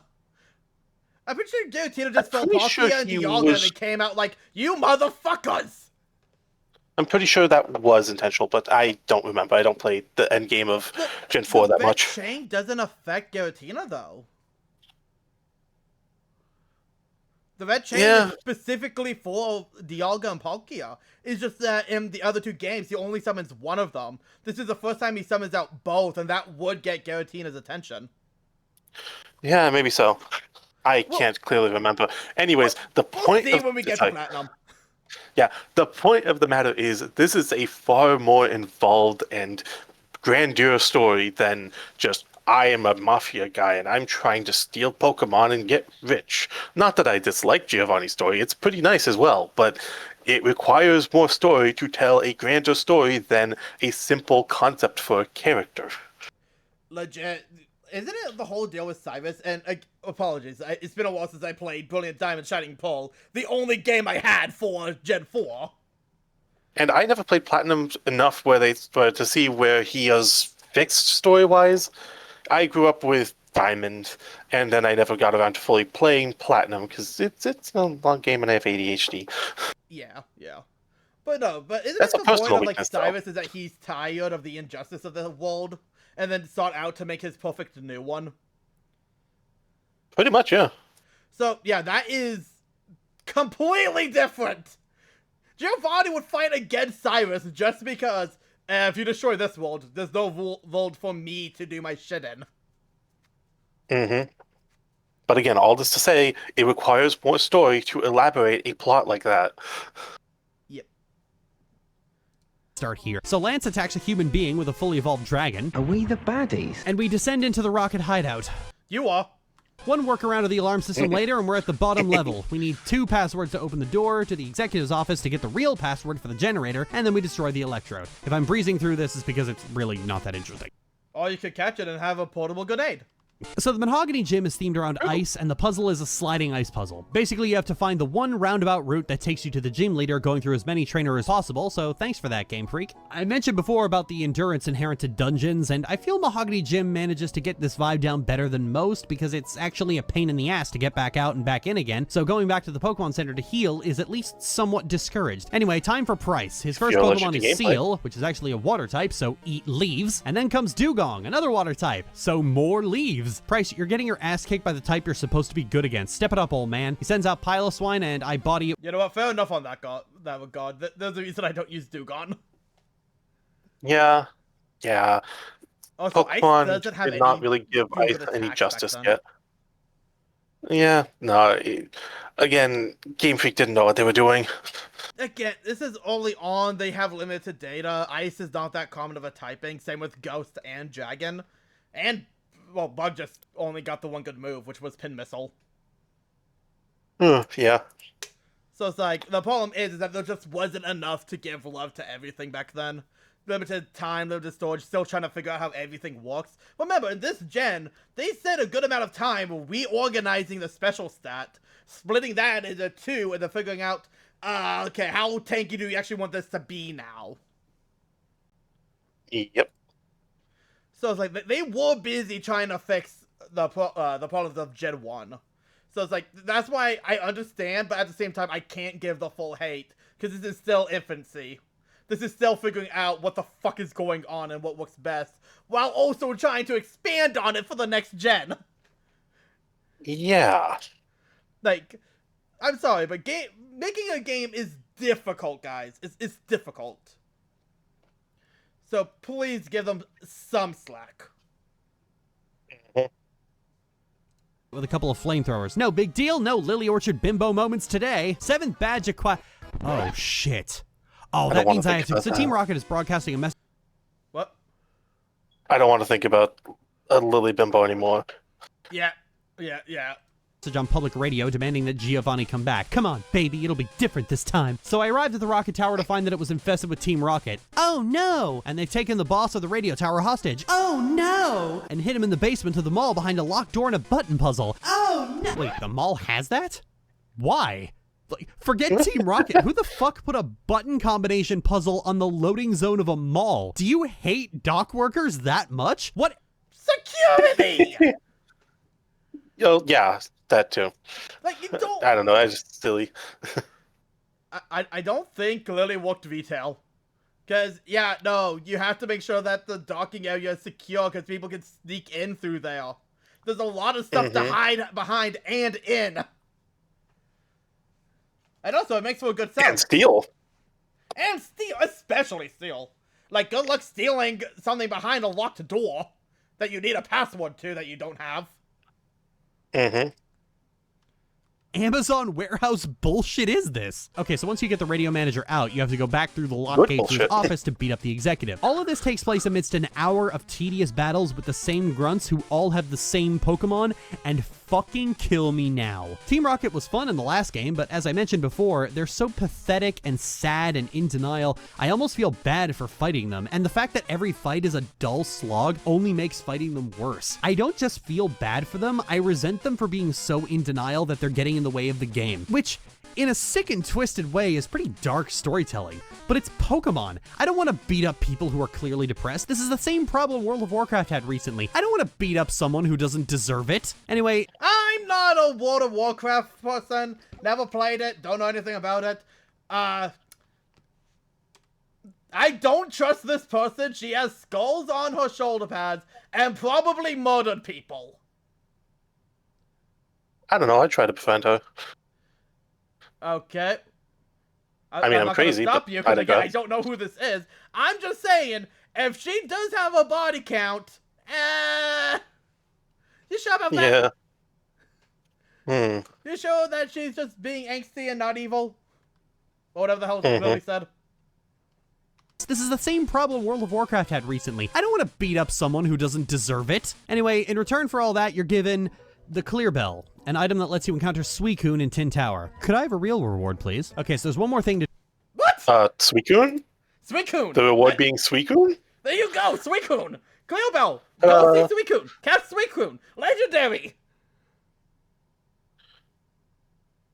I'm sorry, what counts as a real reward to you then? 50 Pokebucks. Ay. do before I get the last badge that's unique to Crystal. You need to go to Tim Tower and have a scripted encounter with the Box Legendary. Oh boy, I sure hope they don't overuse this plot point in literally every single game after this. That'd really... Okay, I accidentally cut off mid off, but like, that's the vibe! Huh? Sorry, Dad kind of talked over you. I didn't catch what you had to say, and I will have to take a break in a moment. So, what was going on here? Okay, let me just replay it so you understand why I started mumbling like a caveman. do before I get the last badge that's unique to Crystal. You need to go to Tim Tower and have a scripted encounter with the Box Legendary. Oh boy, I sure hope they don't overuse this plot point in literally every single game after this. That'd really suck. Why does this suck? Well, because it's in the way of the gym leader, which is in the way of the credits for you? Is that the issue? When the whole point of the game is usually to get the thing that was on the box? Because this game is called Pokemon Gotta Catch Them All, not Gotta Become the Pokemon Champion, I guess. Maybe if I want to. The thing that kills me is that we didn't have that in Red and Blue, which is fair enough. It was still in its infancy. It was more of a fucking beta of what Pokemon can become. Yeah, and it's not a thing to glorify. No, it's really not, because the thing is, whether you get red, whether you get blue, it's gonna be the exact same adventure. The only difference is slightly different Pokemon. Which is not a bad thing, don't get me wrong. But if that was the case, I would only ever get the one game. I would never buy both. Which is not what Pokemon Company wants, is not what Game Freak wants. They want people to buy as much as they can. This is why they have this stupid 2 versions thing. And hell, Capcom even ripped it off with the Mega Man Battle Network series. Because it fucking works! And it's fun when there's actual version differences, because it makes it its own adventure! Black and White are almost 2 different games! Yeah, actually, yeah. Sorry, I was blinking a bit.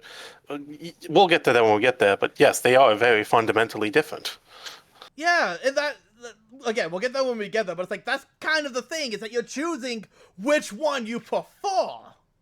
It's overall the same adventure, sure, but how you reach there can be very different, and that's why I love the 3rd version, because it makes it the most unique, and why I kinda miss them. Yeah, it's like, well, we have the 2 previous box legendaries. How do we tackle something which could have both or may have neither? Usually introduce a new legendary to round it up. Mm-hmm. It's just, Lily, I don't like you, Lily. Yeah, the videos will make this much obvious, but it's like, can you just go 5 minutes without a wrong opinion? Can't just go through. No, that would be simple. Instead, you need to battle the 3 sages before they will let you through. Anyway, I crushed them and shattered their faith and went on to the dogs. 2 of them ran away and Suicune challenged me. And I killed it because Legos are boring. No, really. Oh my god, you're going to see a legendary beast. That we must protect. You have to prove yourself worthy. Prove self-worthy. Okay, this is a bad thing because I don't like proving myself worthy. Yeah. However, heaven forbid you challenge me in this story important thing to see if I am worthy of owning this Pokemon. By the way, now that I've beaten you and basically done your challenge, I'm just gonna, kill it. Because why even bother? Yeah, no. I think what I hate most about this is, like, the reason why Suicune fights you is to test to see if you're worthy of being his trainer. That's what this moment's supposed to be! And then you're just like, nah, I don't need you. You suck. KOs it. I don't want to play with you anymore. Like, imagine in... Spoilers for Black and White, but imagine getting to meeting the fucking box legendary of your respective game. And then you could just KO it and then continue with the fucking story like nothing happened. The story would fall apart! Mm-hmm. Because the dragons Lily... are actually important! The legendaries are important to the story! Now, Lily would complain that they're forcing you to engage in a story that isn't just how you want to define the world. But, fun fact, Lily is also terrible at actually handling how you should be handling a world. Can I walk around to a new location? Huzzah! Can I not? Fuck, this segment sucks. Pretty much, oh my goodness. Ugh. I don't think I've actually caught a non-mandatory legendary in a long time. You've seen or Why? however you pronounce it, gamers at me about how Sorry, great repeat special that? I didn't catch that. Mandatory legendary in a long time. You live because Legos are boring. No, really, I don't think I've actually caught a non-mandatory legendary in a long time. You've seen or how... Because you are... Well, I can't use the R word now, can I? No, you are banned from using that word here. You are meant... That is not that much better. But yeah, no, it's like... Again, they can play how they want. If that's what they want to do, that's fine. It's just... Why? Yeah. It's a challenge! It's a fun challenge! It's a legendary without the fucking increased odds! Because fun fact, legendaries were hard to catch back then. They made it easier since, I think, Gen 6. Suicune has normal odds? No, like, normal legendary odds. The odds for legendary Pokemon changed over time. Oh, okay. Like...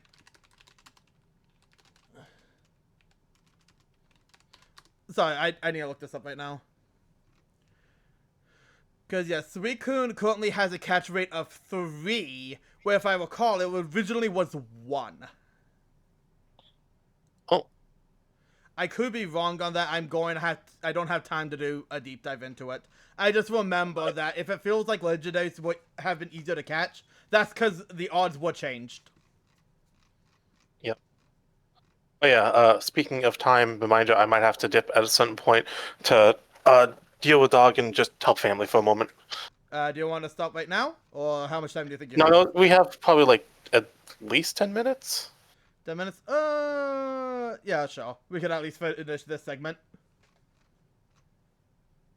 However you pronounce it, gamers at me about how great and special Suicune is, and now we can go. Between Mahogany Wrong one.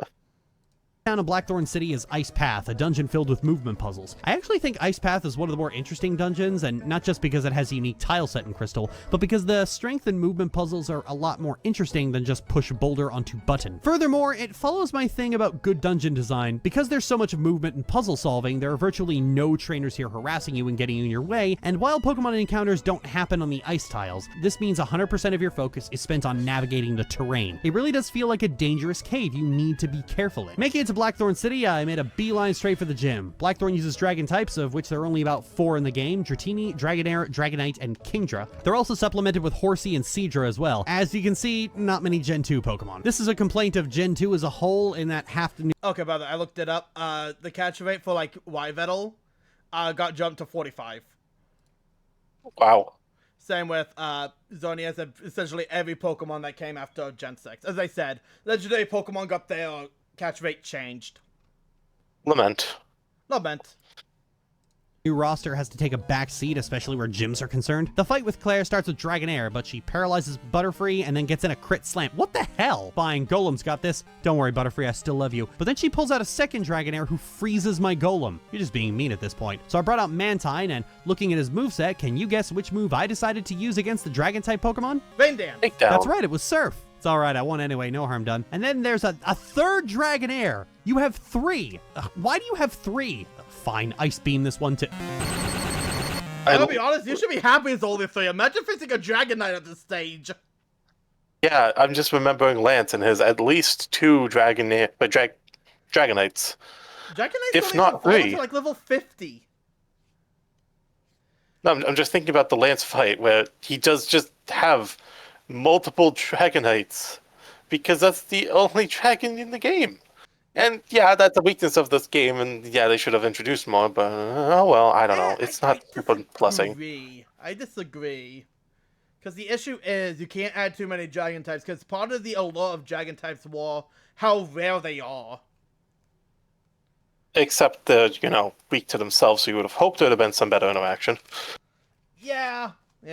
I'm just saying, it's like, for the first Pokedex, I really don't mind it. It makes the most sense. Ghost, however, got fucked over. There should have been more ghost types.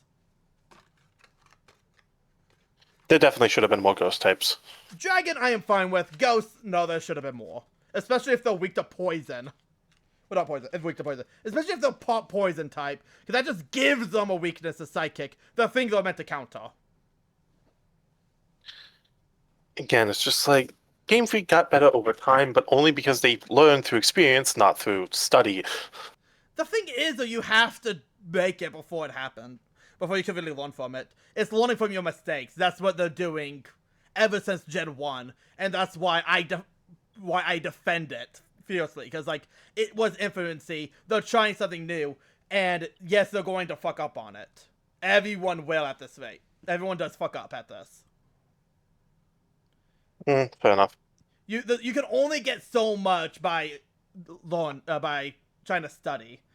You have to actually make the product and see how it works to learn truly. Anyways, we're getting way off topic. Sorry. Bye-bye, Mantine! Whatever, Iron Tail, I don't like this gym. Claire sends out Kingdra, who is super bulky and gets hooked up to an IV full of hyper potions, which means I'm losing! I hate this gym! Exactly! Fucking whiner. You're finally I thinking really like don't Lily. like this gym. Tried it again, made better decisions, and managed to win. But, I would go to interrupt that, but I just want to say this is not the first nor the last time this will happen. That's all I'm saying. And I just love how I was like, I lost. I had to make better decisions. And I finally win. But, and it's like, let the give the win here. You fucked up. And you can't accept the fact. Mm-hmm.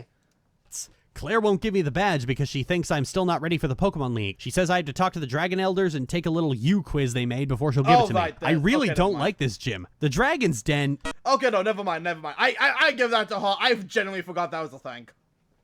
Yeah, I'm not too, annoyed by it, because, I mean, again, I don't find issues with side quests all the time. It's a fun way to explore Little Dragon Den. Yeah, true, but I feel like if I was in this type of position, I would have preferred if the Dragon Den was optional. Keep it there so I can explore at my leisure. But yeah. Well, yeah, they probably should have at least handed you the badge to give you some sort of completion and closure.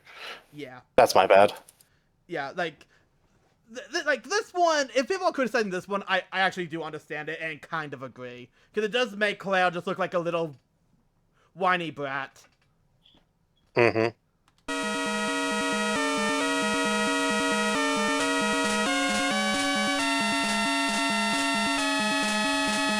I don't like you right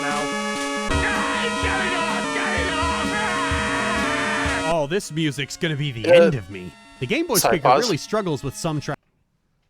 I mean, at first I was like, oh, wow, did the game crash? Then it started getting to the actual song. I was like, oh, okay, now I see the beat. It's a slow tempo. It's got a nice beat to it. So, it took me a hot minute, but then I came to like it. She's just stuck on that initial moment of, eh.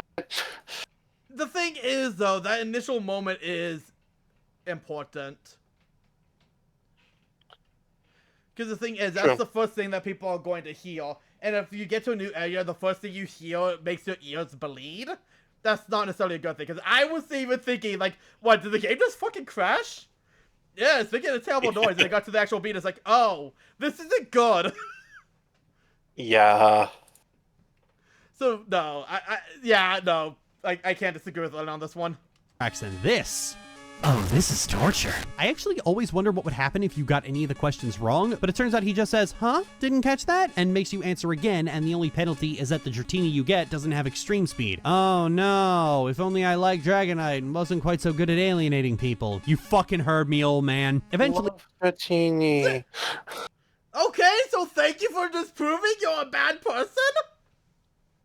Yeah. Yeah. Also, why wouldn't you want extreme speed on your Dratini? Even if you're not gonna use it, that's still pretty good. It's a good option. God, I can't wait for later on. We are going to suffer. Anyway, it's been about 10 minutes. Do you need to go? Nope, nobody's home yet. Okay. I gave up my stubborn insistence on being difficult and gave him the answers he wanted to hear, and then he lectured his granddaughter to give me the badge. 8th badge acquired! Well, that was an ordeal and a half. Crazy thing, this time Victory Road is actually a road. Most of the route is an overworld area, with the only major cave being mercifully short. You have to travel to Kanto along this winding route through Mount Silver that culminates in a small tunnel with... Ah, crap. I have to have one more fight with Kyle Ron, who I'm realizing just a little bit too late that I should have named Hunter. I bully him and he just doubles down. Whatever, I didn't like you anyway. The Gen 2 Elite Four is slightly different this time around. Quick question. Sorry, Does Silver come back? Does Silver come back? Or is that it for him? In what game? In the story. I don't know. You played... I don't remember. Soul Silver. Okay. I know, but I don't remember. I'll hold off until later. I'll say this. One little weakness with Silva is that he is not much to write home about. He's fine. He's just also sometimes forgettable. Yeah. He's not as bad as Lily makes him out to be. It's just that he's not always the best. Anyways, we're at the final Elite Four. Oh boy! We have Will, Koga, Karen, and the one we don't talk about using Psychic, Poison, Dark, and Fighting. Will's up first, and thankfully Psychic types still have the same fatal flaw in this gen that they had in Gen 1 of being vulnerable to physical attacks. Even better, Will has 2 Xatu who are weak to rock, so Golem's on point here, but his executive got off... Pausing. She said this right on Xatu, who is a who is a mixed tank. Well, at least a mixed bulk. Yes, still weak to rock, but designed to be bulky in both stats, if I remember correctly. I'll check again. 70, And then there's 70. Executor. Also, yeah, 70-70. There you go. That's supposed to be defensive in both stats, not just special. And Executor, I believe, is a special tank. He is defensive in general. Not to mention, not- Zatu survived a rock. Yeah, because it's defensive. And, like, I'm sorry, Lily, but the Psychic type is not comprised entirely of Alakazam. Hell, There's a diverse set of Pokemon, and plenty of them take You're defensive wrong. roles. you're wrong, actually. What? Executor's physical. Completely? 95 attack, 85 defense, 125 special attack, and 65 special defense. Is a defensive tank. Well, Oh, one sec. What was the special stat, since this is still Gen 2? the special split happened. Oh, really? Yeah, oh, so wow, my bad. 125 special attack, 65 special defense. Wow, it's actually a better physical tank. God damn. Yeah, it's a physical Good on you, tank. Executor. With grass, which actually does give it some decent coverage. Mm-hmm. Oh, also reflect. Yeah, good luck brute forcing yourself through with physical A strength to cheeky that. little reflect, the asshole. But his Pokemon are also weak to fire, so we're all good. I caught Slowbro in an Encore trap and then crunched his special defense before blasting him with Razor Leaf. His last Xatu caught me in a really bad string of confusion, but luckily for me, Meganium is bulky as crap. Probably noticing that this time around my Pokemon are a lot more bulky and defensive. This is because Gen 2 is extremely stingy with Pokemon XP and moves, and so high defense is the most reliable strategy to get through painlessly unless you're just spamming Typhlosion. It's also why I kept Togepi and why I got both Chikorita and Geodude. So you picked your Pokemon not because you liked most of them, but because they would help a strategy. Not a bad way to play all the time, but like, just get the Pokemon you like and see if they can work. You can always build strategically. You can play the game your way, but I mean, it's just, I don't know. Something about that leaves a bad taste in my mouth. Yeah, I don't blame you. Oh, by the way, fun fact, Gen 7 and onward, they gave 10 more points in Executor's special defense. It's almost as if it was terrible. Going into Koga, his Pokemon are mostly Poison and Bug. I thought this would mean I'd need Butterfree and Togetic since they have Psychic moves, but Golem just swept the competition. So now I'm going into Silenzio Bruno. Namely, Butterfree's on point to humiliate him the same way I did last time, Psychic and Solar Beam. I may have hit a Solar Beam where I meant to Psychic, but it's all good. At least until Machamp got off that cheeky little rock slide, Butterfree will have her vengeance. It's okay, I have an extra. Moving on to Karen, I have a fighting type, so I tried just spamming Wait, no, Submission hold to on, come hold on. out What do you mean top. have an extra? Togetic. Oh, right, okay. Also, I was like, you by the way, have two? I just want to point out, Togetic, Butterfree, Psychic! Psychic's still overpowered in Gen 2! And yet she still made that big deal in Gen 1, and she's still relying on it! Yep. I can't wait to get to the good games, at least. Then you can at least sift and sort which is just Lily being bad, or it's kind of both of them sucking. Yep. Also, fun fact, Executor also had 125 special in Gen 1! Executor was meant to be fielded in Gen 1. I kind of want to use one now. Dang, makes me just, Like, this is what I mean. This is why I like Gen 1. Due to the jank it has, you can find something unique you would not think was possible before. Yeah. Okay, I have an extra. Moving on to Karen, I have a fighting type, so I tried just spamming Submission to come out on top, but sadly the reality of what Submission means meant that wasn't going to work. But it's fine, Togetic and Golem picked up the slack. On to Lance, my second least favorite Is Submission champion. the one that works based off your level? I believe so, yes. It's one of those dot power based on calc things. Yep. And even so, Umbreon is a tank in both stats. I'm looking it up. Gen 2.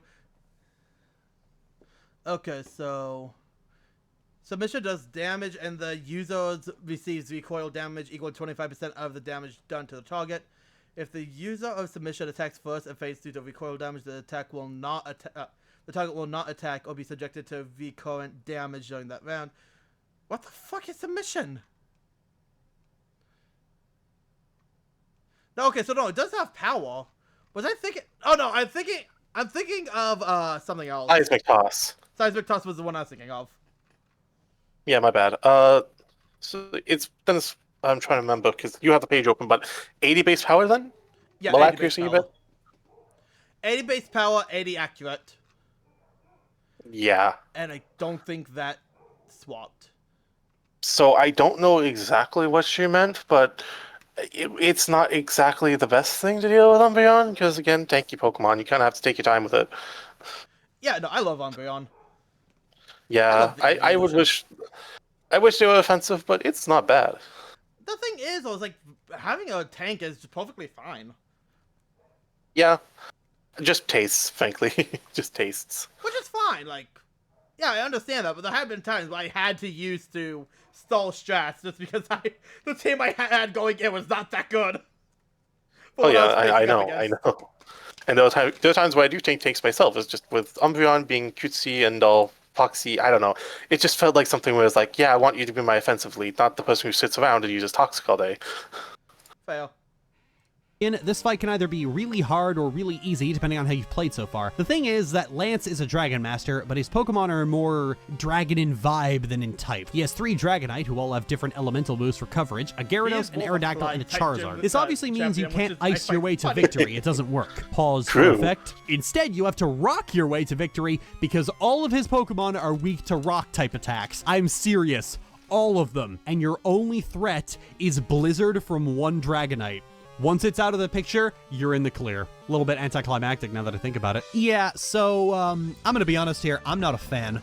While it is ultimately Gen 1 but with more stuff, Gen 2 is completely hamstrung by its extremely stingy offerings of Pokemon. All the fun Pokemon are locked away in the post-game. That's not where they should be. They should be here in the main game. That's how the last one worked. That's how every gen works. It makes absolutely no sense to make 100 new Pokemon and then take all the cool ones and seal them up.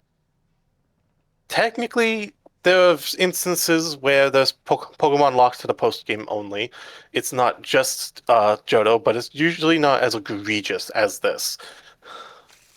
That's fair, but I was gonna say, like, Black and White are, like, Gen 5 is a pro example of this. Mm-hmm. You have, like, actual straight-up areas locked off until the post-game. Yeah, but again, that's not always a bad thing. It sucks that you can't get everything immediately, especially for someone like me who has ADHD, but that's my flaw. Having a longer game to play is usually a good thing. Yep. Off in the post-game. Follow me on this. In Generation 1, how many Pokemon are in Cerulean Cave that you can't acquire anywhere else in the game? 1. Mewtwo. That's it. That's the only one. Arguably, more Kanto Pokemon should have been and it's so much Kanto, better. with more Johto Pokemon being in Johto. In all... Yeah, literally the strongest Pokemon in all of Gen 1. Mm-hmm. 3 Gen 2 games, Houndour can only be found on Route 7 in Kanto. That's it. This is a Johto Pokemon. Why isn't he in Johto? This is also the case for Larvitar, Murkrow, and Misdreavus. It wouldn't be until the remakes where this was alleviated with the return of the Safari Zone, but in the original games, you get this very stingy amount of Pokemon to play with for arguably no reason other than making them into trophy mons. This is a problem that no Pokemon game has ever repeated. You can still catch the really cool and interesting Pokemon of each generation before the midpoint of the game. Gen 3 does not arbitrarily withhold slacking Breloom or Gardevoir from you. If you want them, they're right there. This is an objective problem with Generation 2, and it's kind of wholly the problem. The whole appeal of a new gen is getting to play with new Pokemon. Why would you try to stop us from doing that? The appeal of Kanto should be reacquiring older favorites, not finding half the new Pokemon you've hidden away. The end result is that some Pokemon will never be on someone's team because you just can't get them. This is a problem in every generation, but Gen 2 is the worst offender here, and I think that's significant enough to warrant a very harsh criticism. It is because of that Gen 2 does not even come close to eclipsing its predecessor. It might be the only flaw with the generation, but it is a big one, and it's telling that this was not something they would ever repeat. No, hold. If your argument is that this game has exactly one flaw, that's literally the furthest from a bad game. Yes, there can be game experience breaking flaws, but if your only issue is I can't use other Pokemon in the world and I have to think about the game more, that's not a flaw. That's just your tastes not really being fed. Not everyone wants a vastly accessible Pokemon game because sometimes it can get overwhelming. It's overwhelming, and again, you also get to the problem of, like, if you're someone like me, you do tend to move towards the strong Pokemon. You also go to, like, Pokemon you just like, but I do typically aim for strong Pokemon, because, like, oh, hey, this Pokemon is both cool and powerful? Hell yeah! Also, like, go ahead. sorry, the complaint of, oh, you can get slacking and Breloom and all that, that's Generation 3, and Generation 3 introduced that. Most of what I understand from Generation 1 and Generation 2 didn't have that sprinkling of a medic viable Pokemon, but appears very rarely, until Generation 3 came along, where they were like, you know what, it'd be interesting if we gave some Pokemon early access, but only if you tried really hard to find them. And this is a great idea, but they only had this great idea later. And that's mostly fine. But that means that Generation 1 suffers as much as Generation 2 in terms of accessing decent Pokemon in early game. Generation 1 is the one notorious for starting with Rattata and Pidgey and then the bugs, and that's it. It didn't have a sneaky add-in. It didn't have a cool... It had Mankey, it had the Nidorans, it had... Mankey was put in to counter the Rock-type gym leader... Oddish the same. Nidorans, sure, but then again, if you really knew what was going on with them or not. Point is, like, yes, they're good additions, but all the same, there's more than just, we wanted to put a sneaky little, oh, this is going to be powerful later Pokemon. It was also to deal with the immediate gym problems. Yeah. I'm trying to remember, was it Route 28? I don't remember that one by name, per se. So I'm trying to remember the path between Viridian and the Elite Four.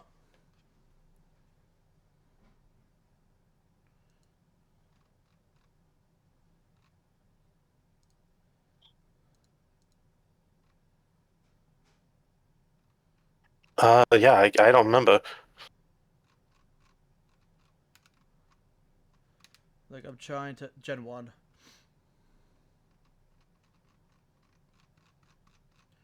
Okay, let's see. Because, yeah, in... This is way too high level for...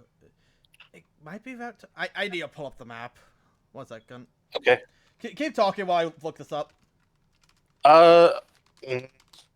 What else to talk about Gen 2 now that's frankly over? Oh, I right. do think it's a... Silver. We haven't gone in full depth of Silver. Also, she completely skipped all of the post-game and Red! Oh yeah, didn't even begin to talk about Kanto, but then again, did we expect anything good from her? She's established that she's allergic to long-lasting gameplay and wanted to get credits to credits as fast as possible, even at the detriment of how grinding would help her handle things easier. Excuse me. Like, yeah, no, it's Like, fucking stupid. I will admit that the Kanto inclusion sometimes bites you in the ass because it's so long. It's a double-length game. But for some people, if they like this game, that's amazing. And I know we're not near Generation 4, but Heart Gold Soul Silver helped really sell it because beyond even just the gameplay, there was the Pokeathlon, which further gave you so much to do with the game. Then you had Kanto, so you could just keep digging into a game that was giving pretty good. There was reasons to play this game at length, and for many, they didn't know its yearly releases, or that didn't even start yet, so this is something they had for a long time. And honestly, they should go back to. Oh yeah, no, Yearly I don't think there'd be releases anyone... have never been good for a game series. It never has been. Ever. And I'm not trying to defend it, I'm just saying that it may have been before that time, so on our player side of things, kids were probably stuck with this for a while. Even if there was yearly releases, they may not have been able to jump on every single game as it released. Yep. Also, I want to point out, I pulled up Gen 1 for the path between Viridian and the Reception. Yeah, in that route, you can find Rattata, the Nidorans, Sparrow, Rattata, Sparrow, and Mankey. Hell, you can find all Mankey, Sparrow, and Rattata. It's pronounced Rattata. Rattata. Like Hakuna Matata. I just say Rattata because I find that funnier. Okay. If it's a bit, that's fine. But yeah, no. Mankey was literally only added in yellow. The rest can be found in the version. Rates might be slightly different, but that's about it. You can find them all. Yep. But yeah, so point is that you have that right there to help you fight Brock no matter what Pokemon you started with. And yeah, no, so Silver. Yeah. We didn't even get into Silver's point, because the reason why Silver is like that is because his father is Giovanni!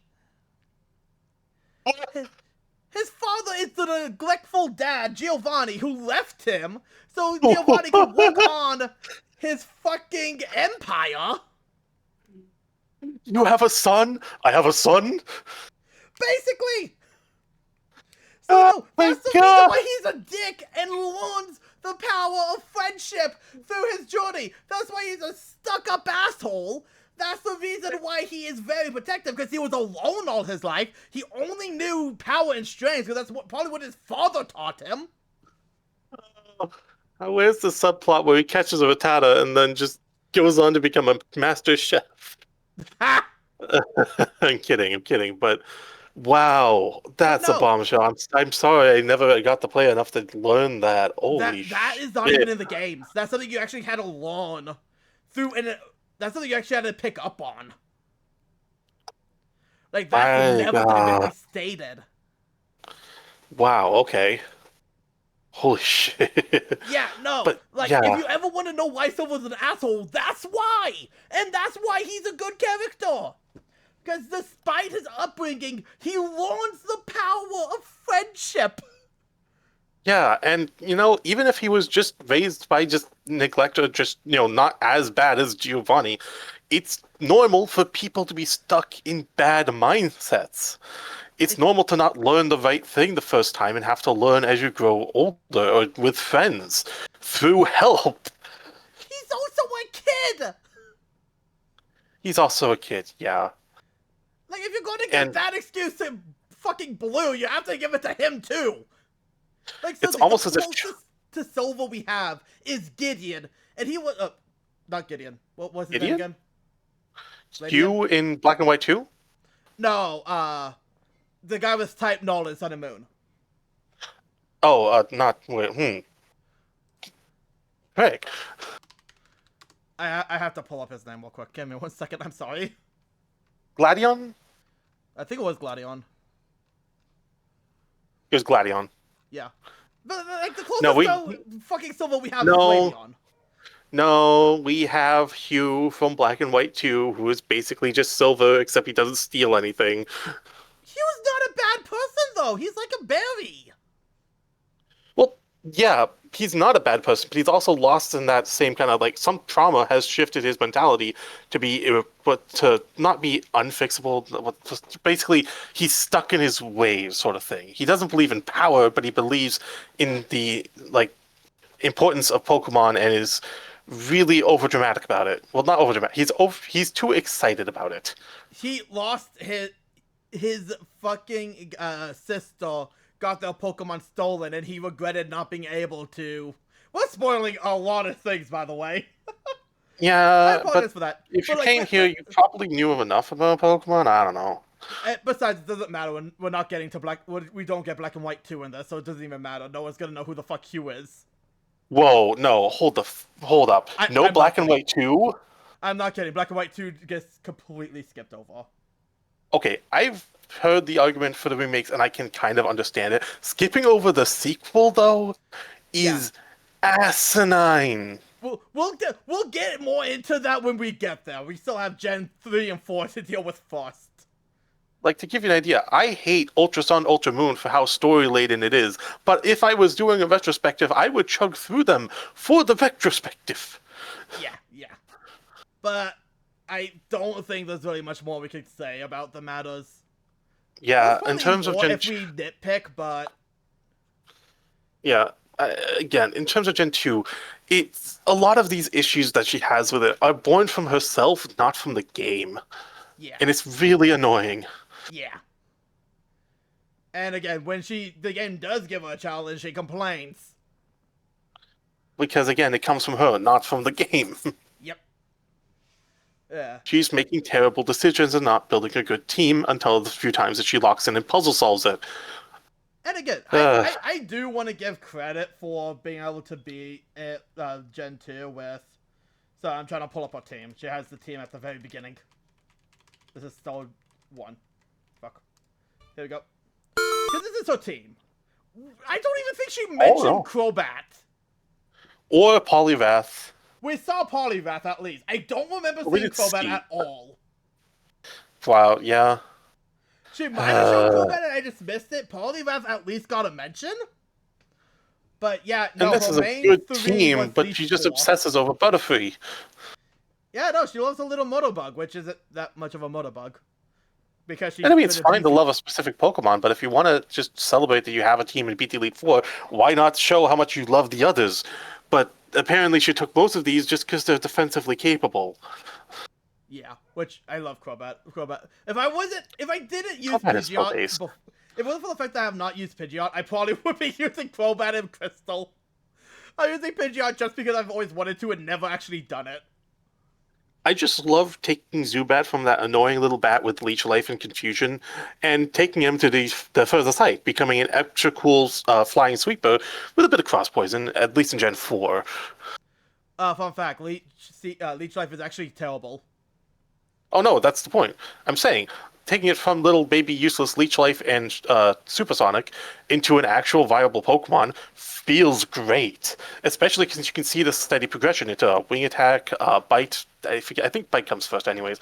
But you can steadily walk your way into making Zubat a good Pokemon, that it becomes Golbat for all of 5 seconds because your friendship makes it pretty quickly evolve into Crobat, who's really good, at least for in-game. Fun fact, Leech Life did not become good until Gen 7. I know. It was an interesting twist. I just didn't like that they replaced it with Absorb. I get that keeps it very weak, but now it's just, yeah. Yeah, I understand, but it's like, for people that don't know, originally Leech Life was only 20 base power. And they made it to 80 so it can actually do something. Because you essentially got rid of Leech Seed, like, immediately when you can. Yeah, they invented the Mosquito, not Paradox, Ultra Beast. They invented Buzzswole, and it's like, wait a minute, but Buzzswole's a bug type, and it's all about, draining blood and such, but how are we going to represent that in gameplay? Oh, what if we repurposed Leech Life so that instead of being useless baby stuff, it's actually really good? Well, what are we going to do about the one Pokemon who uses Leech Life? Zubat. Honestly, Hi, Game Freak. I know you don't know what you're doing, but you gotta do something. Absorb! Honestly, the Absorb thing doesn't really bother me all that much. It's the same idea. Kind of thinks it's not a bug type, but like, it's either that or they made a new move and not make Leech Life all that great. One sec. The timing has come up. Yep, and we're about to end anyways. So, this is Resong the Jar Gamer with... Straub. It was good talking with you again. Yep, and I did not mean to pull that up. And I hope to see all you guys again next time. See you guys then. Bye. Hello everyone, we're Sonic the Jug Gamer here, back with... Hello. Straub is here again. Hopefully things are sounding a bit better on with me specifically this time around. I don't know why I'm always soft in my